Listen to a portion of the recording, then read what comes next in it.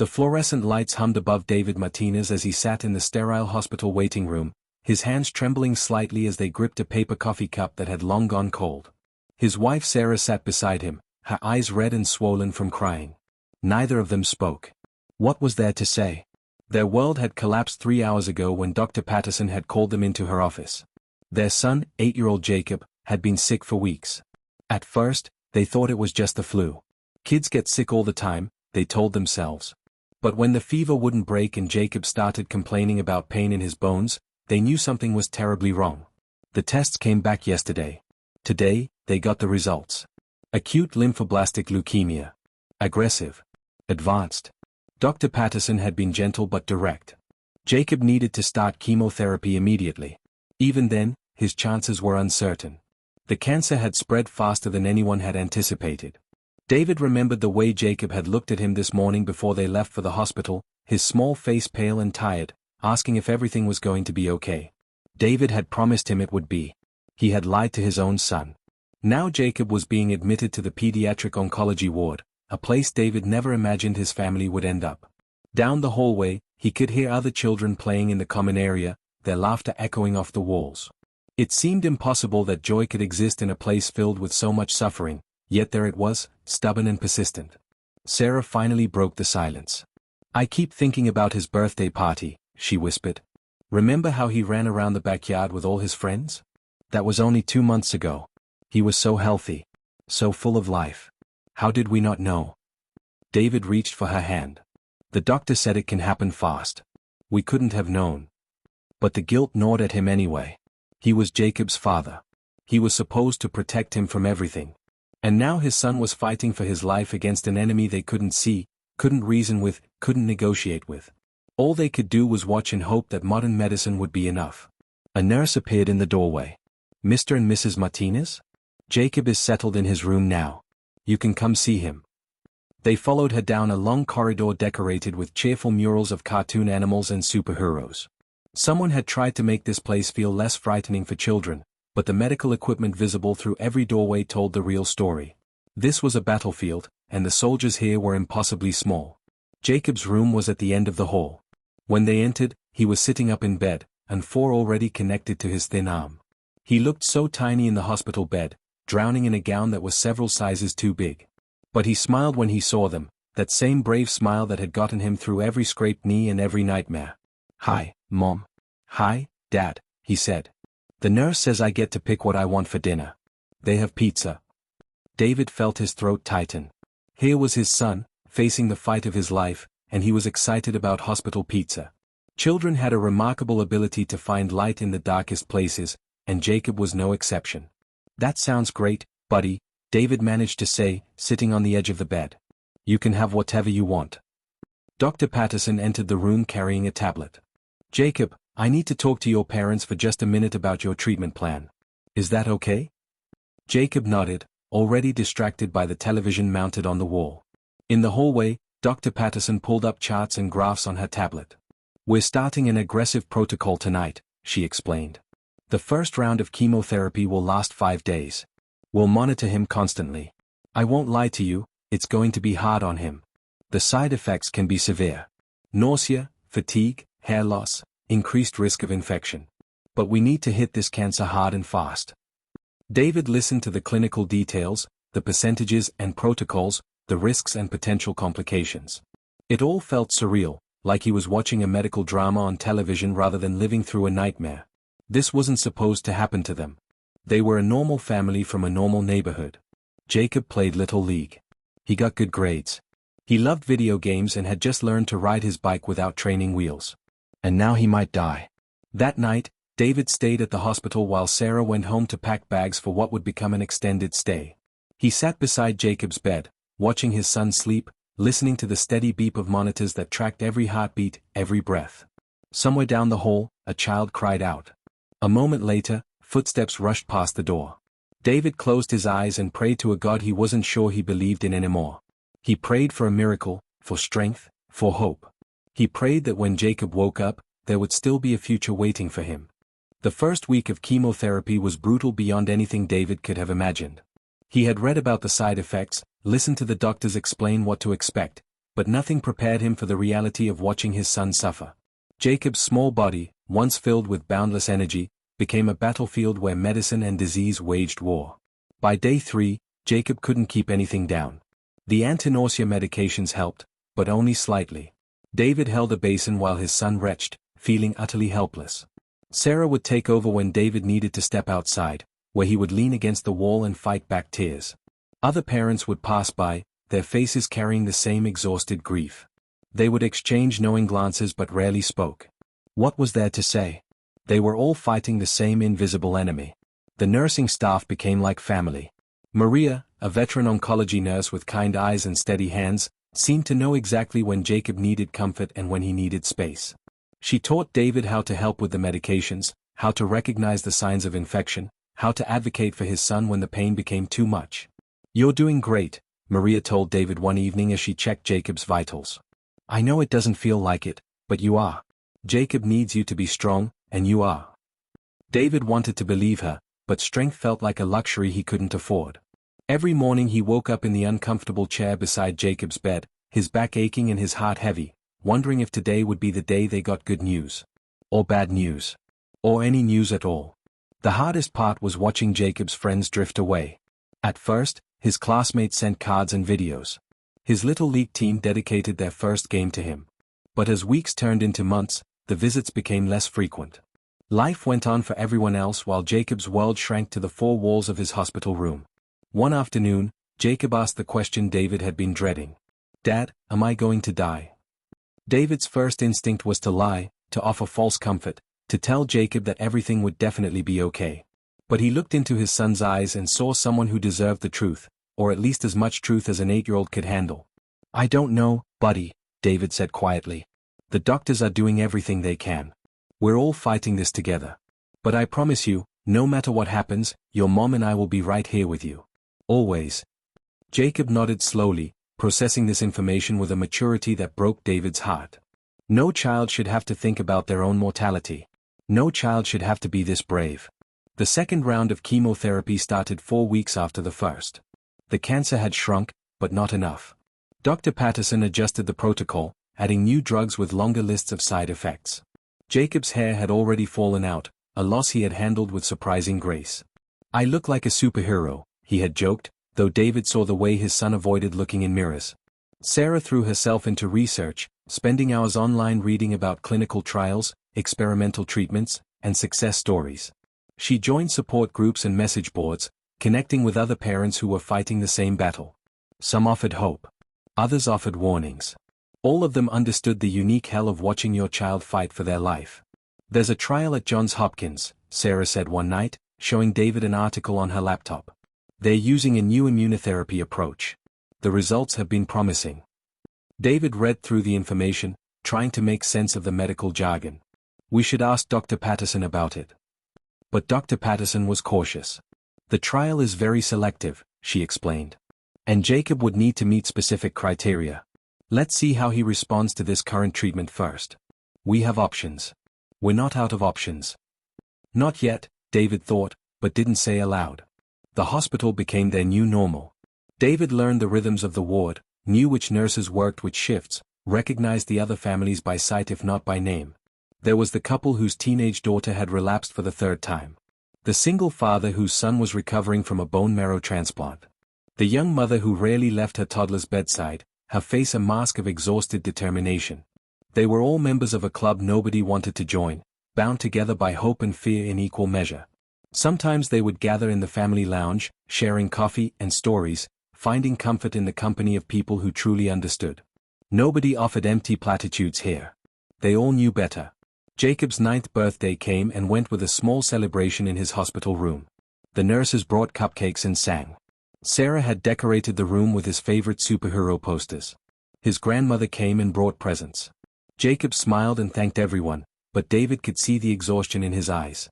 The chemo was wearing him down, not just physically but spiritually. That night, after everyone had left and Jacob was asleep, David stood at the window looking out over the city. Somewhere down there, people were living normal lives. Going to work, eating dinner, watching television, completely unaware of how precious and fragile it all was. He wanted to scream at them, to shake them, to make them understand that they were taking everything for granted. But instead, he just stood there, his reflection ghostly in the dark window, and wondered how much longer they could keep fighting. The third round of chemo would start next week. After that, if the cancer hadn't responded enough, they would have to consider more aggressive options. A bone marrow transplant, maybe. Or enrollment in that clinical trial Sarah had found, if Jacob qualified. Dr. Patterson had been honest with them from the beginning. This type of leukemia was aggressive, but treatable. Many children went into remission. Many survived. But some didn't. The statistics were just numbers until it was your child fighting for their life, and then they became everything. David turned away from the window and returned to his chair beside Jacob's bed. His son's chest rose and fell with each breath, steady and strong despite everything. As long as Jacob kept breathing, kept fighting, they would keep hoping. That was all they could do. Hope, and pray, and wait for the next test results that would either lift them up or knock them down. And tomorrow, they would do it all over again. 3 months into treatment, the doctors delivered news that shattered what little hope the Martinez family had been clinging to. The cancer wasn't responding. Despite 3 rounds of aggressive chemotherapy, the leukemia cells had adapted, mutated, become resistant to every drug in their arsenal. Jacob's bone marrow was still producing abnormal cells at an alarming rate. Dr. Patterson sat across from David and Sarah in the small conference room reserved for difficult conversations. She looked tired, older somehow than she had when they first met. "We need to talk about next steps," she said gently. "The standard protocols aren't working. Jacob needs a bone marrow transplant, and he needs it soon." The words hung in the air like a death sentence. David had researched bone marrow transplants during the long hospital nights. He knew the risks. Infection. Organ failure. Graft versus host disease. And the success rates weren't guaranteed, especially for children as sick as Jacob had become. "We'll test the whole family," Dr. Patterson continued. "Siblings are usually the best match, but since Jacob is an only child, we'll test you both. If neither of you are compatible, we'll search the national registry." Sarah gripped David's hand so tightly it hurt. "And if we can't find a match?" Dr. Patterson's pause said everything. "Let's not think about that yet. Let's take this one step at a time." The testing was quick but the waiting was agony. David and Sarah had their blood drawn and then spent 2 agonizing days hoping one of them would be compatible. David found himself making bargains with God, with fate, with anyone who might be listening. "Take me instead. Let me be the match. Let me save my son." When the results came back, David's heart sank. Neither he nor Sarah was a match. They would have to search the registry, and even then, finding a suitable donor could take weeks or months. Time Jacob didn't have. Jacob's condition deteriorated rapidly. The cancer was winning, spreading through his small body with horrifying efficiency. He developed fevers that wouldn't break. His energy vanished. Some days he barely had the strength to open his eyes. The doctors started talking about making him comfortable, a euphemism David refused to accept. "We're not giving up," he told Sarah one night in the hallway outside Jacob's room. "There has to be something else we can do." Sarah's face was hollow with grief and exhaustion. "What else is there, David? We've tried everything. The chemo didn't work. We can't find a donor. What are we supposed to do?" "I don't know," David admitted, his voice breaking. "But I can't just watch him die. I can't." He spent hours researching online, reading about experimental treatments and medical miracles. He called specialists across the country, begging for second opinions. Most were sympathetic but offered nothing new. Jacob's cancer was too aggressive, too resistant. The window for treatment was closing. One doctor in California mentioned a clinical trial using CAR T-cell therapy, a cutting-edge treatment that reprogrammed a patient's own immune cells to attack cancer. But the trial had strict eligibility requirements, and Jacob's weakened condition meant he likely wouldn't qualify. Still, it was something. A thread of hope, however thin. David filled out the application anyway, scanning and sending Jacob's medical records, answering endless questions about his son's condition and medical history. He didn't tell Sarah. He couldn't bear to give her hope only to have it crushed again.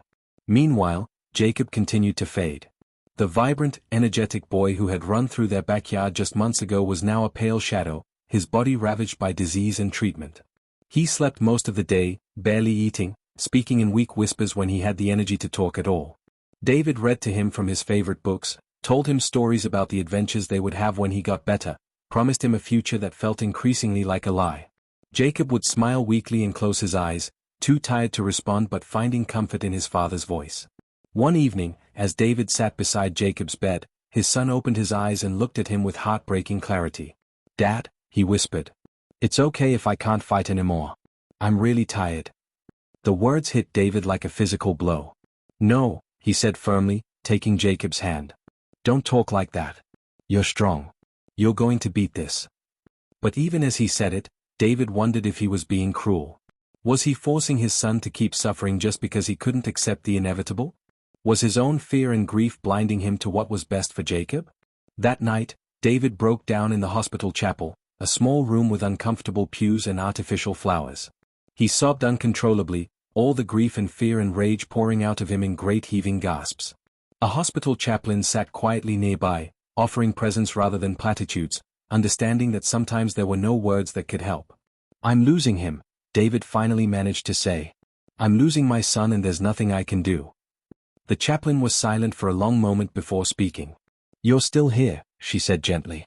"You're still fighting for him. That matters. Whatever happens, your love matters." But love wasn't enough to cure cancer. Love wouldn't find a bone marrow donor.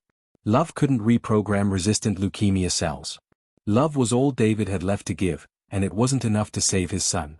He returned to Jacob's room to find Sarah reading quietly in the corner while Jacob slept. They looked at each other, and in that moment, they both knew they were running out of time. The hope that had sustained them through months of treatment was evaporating, replaced by a grief so profound it was hard to breathe. "The registry still hasn't found a match," Sarah said quietly. "Dr. Patterson said they're expanding the search internationally, but..." She didn't need to finish the sentence. They both knew what it meant. Even if they found a donor tomorrow, Jacob might not be strong enough to survive the transplant procedure. David sat down heavily in his chair, feeling older than his 36 years. "I applied for a clinical trial," he admitted. "In California. It's a long shot, but I had to try something." Sarah nodded, too exhausted to be angry that he hadn't told her. "When will we know?" "They said they'd review his case this week." It was Thursday. They had made it through another day. Jacob was still breathing. That was all they could hope for now. One more day, one more hour, one more breath. Taking it moment by moment because looking any further ahead was too painful to bear. Outside the window, the sun was setting, painting the sky in shades of orange and pink. Beautiful and indifferent. The world kept turning whether Jacob lived or died. Life would go on for everyone else while David's world ended. He reached over and took Sarah's hand, and together they sat in silence, watching their son sleep, waiting for a miracle that seemed increasingly unlikely to come. The email arrived on a Tuesday morning at 6:15. David had been awake for hours, unable to sleep in the uncomfortable hospital chair that had become his bed. He was scrolling mindlessly through his phone when the notification appeared. Clinical trial application, Jacob Martinez. His hands shook as he opened it. He had sent the application 5 days ago and had been checking his email obsessively ever since, each day that passed without a response feeling like another door closing. The message was brief and clinical, asking him to call a number immediately to discuss Jacob's eligibility. David's heart pounded as he stepped into the hallway and dialed. A woman named Dr. Chen answered on the second ring. "Mr. Martinez," she said, her voice businesslike but not unkind. "I've reviewed your son's case. His situation is critical, and normally we wouldn't consider a patient in such advanced stages. But there's something unique about his cancer's genetic profile that makes him an ideal candidate for our therapy." David's breath caught. "So he can be in the trial?" "I need to see him in person first," Dr. Chen said. "I'm actually in meetings in Chicago this week. I can fly to you tomorrow if you're willing to meet.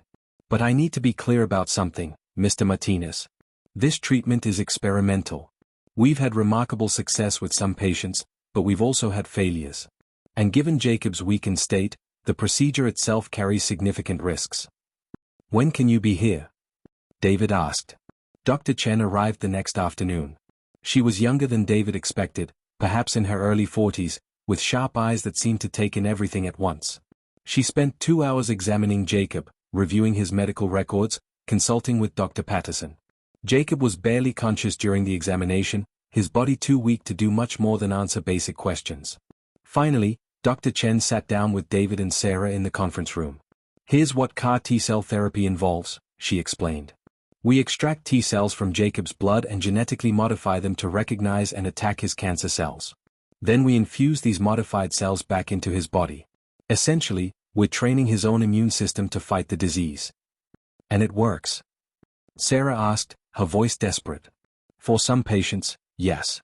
We've seen complete remission in cases where traditional chemotherapy failed. But the process is grueling. Jacob will get very sick as the modified cells multiply and attack the cancer. He'll need to be monitored constantly. And there's a real possibility that his body won't survive the treatment, given how weak he already is. David looked at Sarah, then back at Dr. Chen. What are his chances if we do nothing?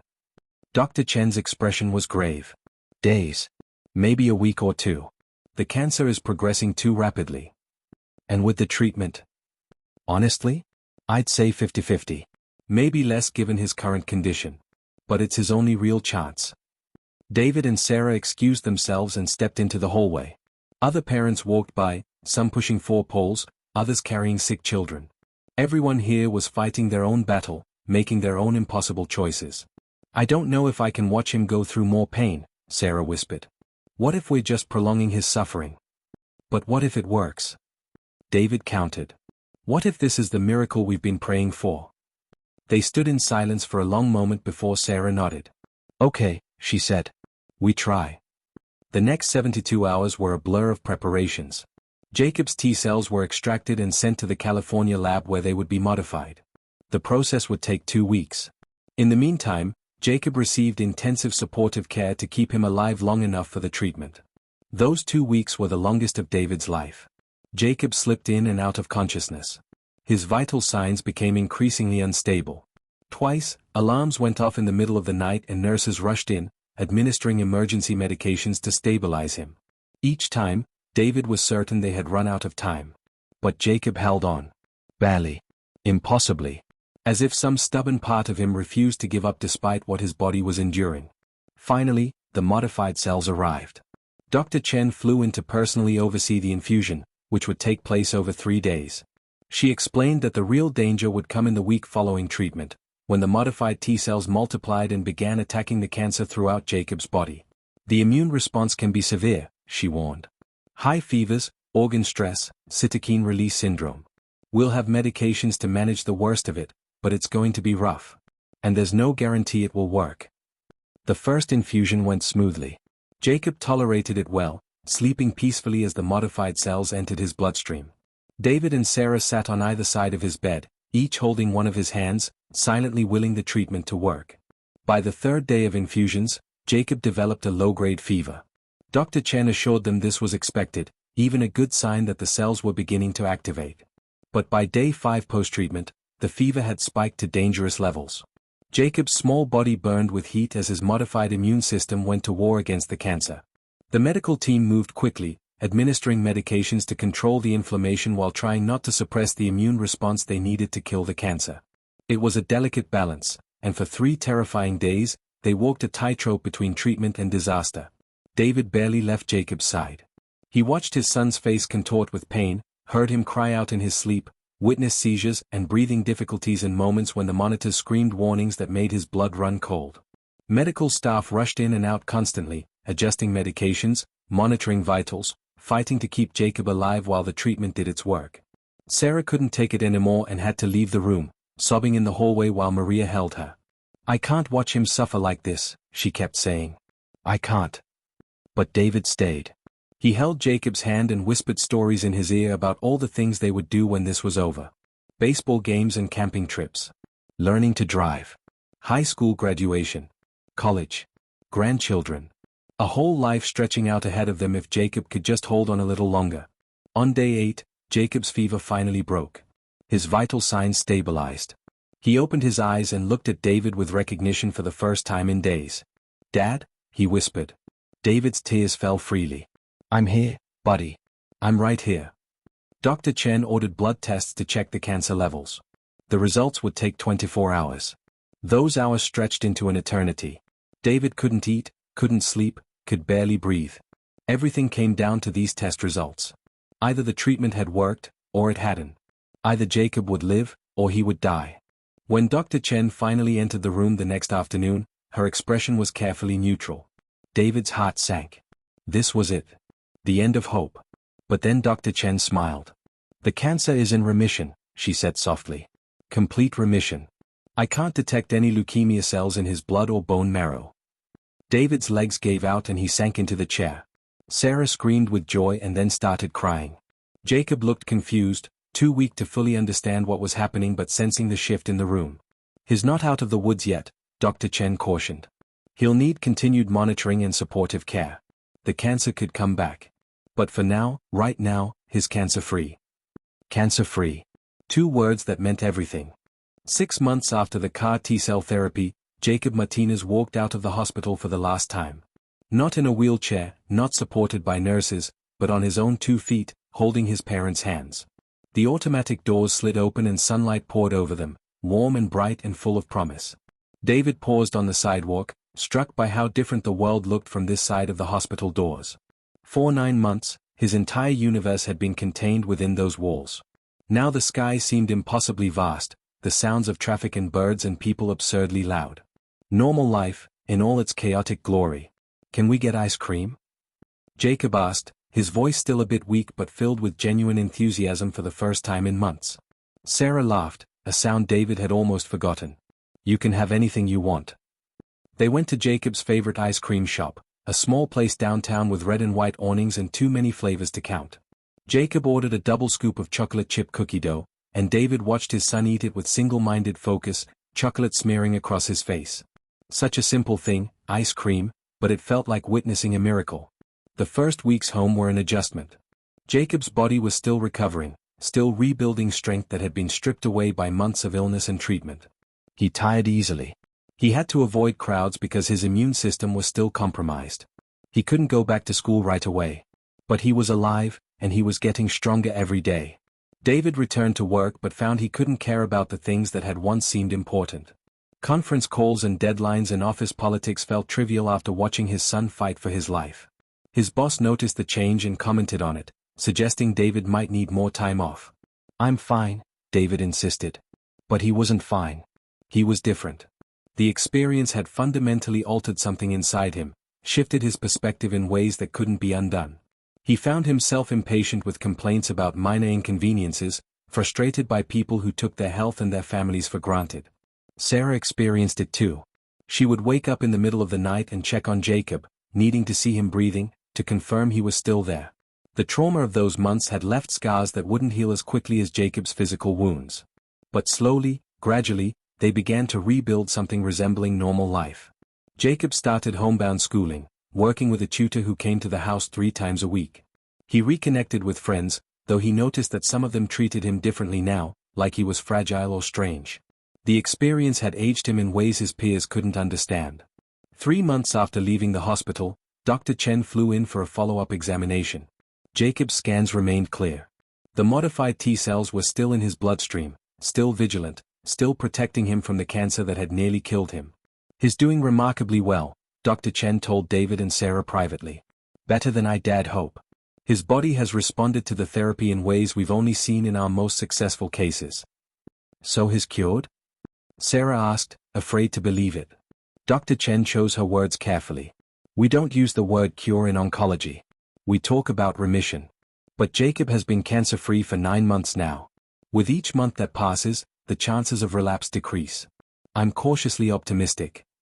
Cautiously optimistic. It wasn't a guarantee, but it was more than they'd had before. That summer, Jacob was cleared to rejoin his little league team. David would never forget the sight of his son stepping up to the plate for the first time in over a year, bat in hand, a determined look on his face. He struck out, but he ran to first base anyway, grinning from ear to ear, just happy to be playing. The other parents in the stands had no idea what they were witnessing. They saw just another kid playing baseball. But David saw a miracle. He saw every chemo treatment, every terrifying night, every test result that brought hope or despair. He saw the countless hours of suffering distilled into this one perfect moment of normalcy. Jacob hit his first home run in August. The ball sailed over the fence and he rounded the bases to cheering teammates and proud parents. When he crossed home plate, he looked directly at David and Sarah in the stands, and his smile was pure joy. This was the future they had fought for, the life they had refused to let cancer steal. In September, Jacob returned to school full-time. His hair had grown back, thick and dark. He was still thin, still catching up on the growth he'd lost during treatment, but he was there. Alive. Thriving. One evening in late October, David found Jacob in his room doing homework like any ordinary 9-year-old. He paused in the doorway, overwhelmed by the simple beauty of the scene. This was what they had almost lost. Not the big moments, but the small ones. The ordinary, precious, unremarkable moments that made up a life. Dad. Jacob looked up. Are you okay? David smiled. Yeah, buddy. I'm perfect. As winter approached, David and Sarah made a decision. They contacted the hospital and asked if they could volunteer with the oncology support program. They wanted to help other families who were walking the same terrifying path they had traveled. They wanted to offer hope to parents sitting in uncomfortable hospital chairs, watching their children fight for their lives. Maria, the nurse who had been so kind to them, welcomed them warmly. We can always use experienced parents, she said. Families need to hear from people who've been through it and come out the other side. David started spending one evening a week at the hospital, talking to fathers who were where he had been a year ago. He didn't offer false hope or empty platitudes. He simply shared his story and listened to theirs. Sometimes that was enough. One evening, he met a man named Robert whose 5-year-old daughter had just been diagnosed with the same type of leukemia Jacob had fought. Robert was devastated, angry, terrified. David recognized himself in the man's eyes. I don't know how you did it, Robert said. How you stayed strong. David thought about that question. I didn't feel strong, he admitted. Most days I felt like I was falling apart. But I showed up. That's all I could do. Show up and keep showing up, day after day, even when it felt hopeless. And if the treatment doesn't work? Robert asked quietly. What then? It was the question David had been most afraid of during Jacob's illness, the possibility he had barely allowed himself to consider. Then you'll face that together, David said. And you'll find a way to keep going, because that's what parents do. But don't assume the worst. There's always hope. A year to the day after Jacob's final infusion of modified T-cells, Dr. Chen called with news. Jacob's scans were completely clear, and the modified cells were still present and active in his bloodstream. I think we can start talking about long-term survival, she said. Long-term survival. The words David had been afraid to hope for. That evening, the Martinez family celebrated with dinner at Jacob's favorite restaurant. They laughed and told stories and made plans for the future. Spring baseball season.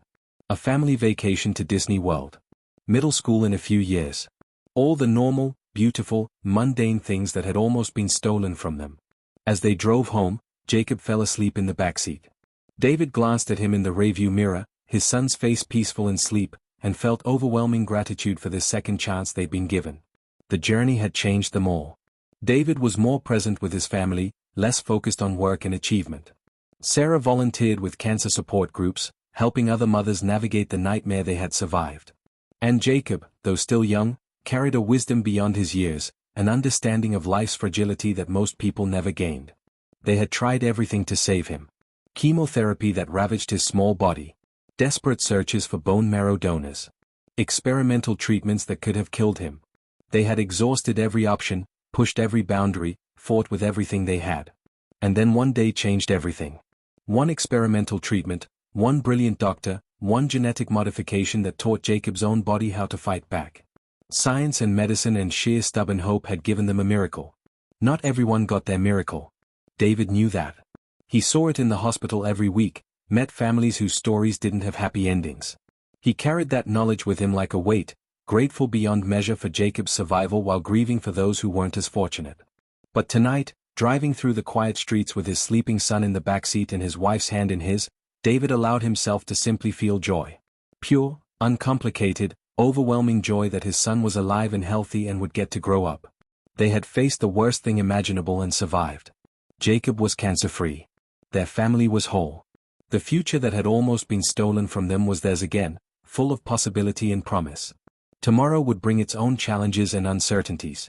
But tonight, they had everything that mattered. They had each other, and they had hope, and they had tomorrow. That was enough. That was everything.